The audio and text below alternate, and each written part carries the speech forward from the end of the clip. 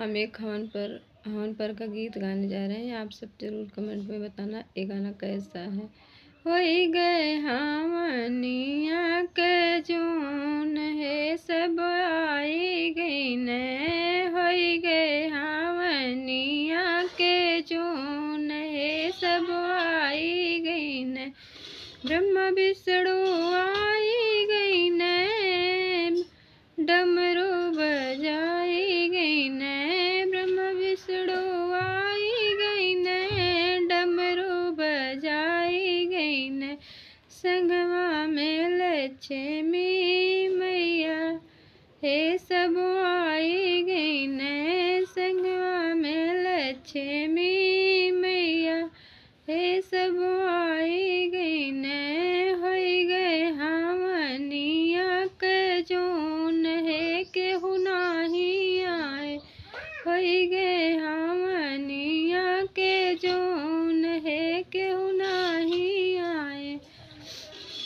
शंकर जी आई गई ने, भोला जी आई गई ने, शंकर जी आई गई ने, भोला जी आई गई ने, आई गई नी पार्वती मैया है सब आई गई ने, होई गए हमनिया के जून है केहू नाही आए,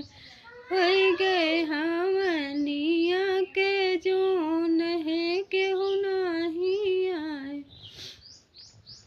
कृष्ण जी आई गई ने, कान्हा जी आई गई ने, कृष्ण जी आई गई ने, कान्हा जी आई गई नी, आई गई नी राधा मैया है सब आई गई ने, होई गए हमनिया के जून है केहू नाही आए, होई गए हमनिया के जून है केहू नाही आए।